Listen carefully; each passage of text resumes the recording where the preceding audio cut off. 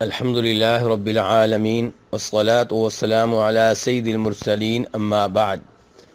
اگر کسی عورت کا شوہر غائب ہو جائے اور کچھ سالوں تک اس کی کوئی خبر نہ ہو تو عورت کتنی مدت تک اس کا انتظار کر سکتی ہے؟ اور اگر انتظار کے بعد وہ کسی سے نکاح کر لیتی ہے اور کچھ وقت کے بعد اس کا شوہر واپس آ جائے تو اس عورت کے لیے کیا حکم ہے؟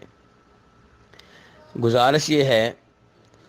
کہ اگر کسی عورت کا شوہر غائب ہو جائے تو وہ یہ معاملہ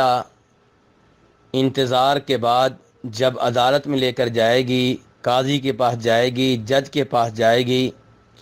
تو اس کے بعد سے 4 سال مزید انتظار کیا جائے گا، اور 4 سالوں کے انتظار کے بعد جج قاضی اس شوہر کی فوتگی کا اعلان کر دے گا، اور اس کے بعد یہ عورت 4 مہینے 10 دن کی عدت گزارے گی، اور اس کے بعد پھر یہ کسی اور سے نکاح کر سکتی ہے۔ اگر نکاح سے پہلے شوہر واپس آ جائے تو پھر یہ عورت اسی شوہر کے پاس چلی جائے گی اور وہ اس کا خاوند کہلائے گا، نیا نکاح کرنے کی ضرورت نہیں ہے۔ اور اگر کہیں اور نکاح ہو چکا لیکن رخصتی سے پہلے خاوند آ جاتا ہے تو یہ عورت پہلے خاوند کے پاس چلی جائے گی اور نئے نکاح کی ضرورت نہیں ہے۔ اور اگر رخصتی کے بعد میاں بیوی کے تعلقات قائم ہونے سے پہلے پہلا خاوند واپس آ جاتا ہے تو پھر بھی یہ عورت پہلے خاوند کے پاس جائے گی اور کسی نکاح کی ضرورت نہیں ہے۔ لیکن اگر دوسرے آدمی کے ساتھ نکاح بھی ہو چکا، میاں بیوی کے تعلقات بھی قائم ہو چکے، اس کے بعد پہلا خاوند واپس آ جاتا ہے تو پھر پہلے خاوند کو اختیار ہے، اگر وہ چاہے تو اس بیوی کو واپس لے لے اور نیا نکاح کرنے کی ضرورت نہیں ہے۔ یہ بیوی عدت کے دن گزارے گی،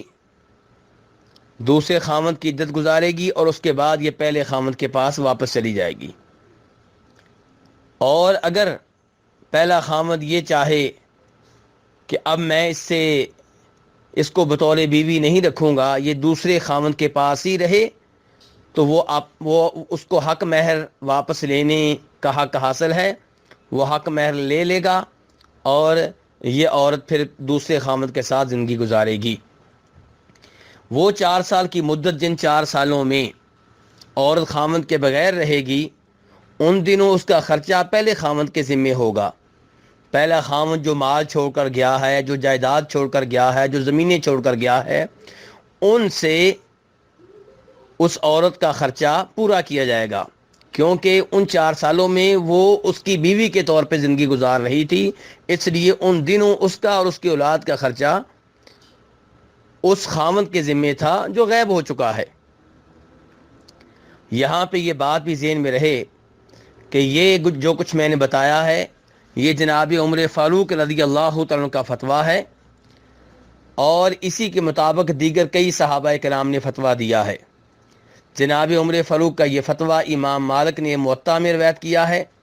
امام ابن ابی شیبہ نے المصنف میں روایت کیا ہے، امام عبدالرزاق نے المصنف میں روایت کیا ہے، اور بہت سے ائمہ کرام نے اسے صحیح قرار دیا ہے، اس کی سند کو درست قرار دیا ہے۔ درست قرار دینے والوں میں شیخ البانی رحمہ اللہ بھی ہیں۔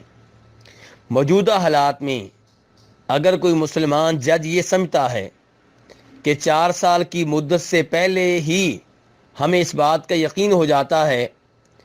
کہ وہ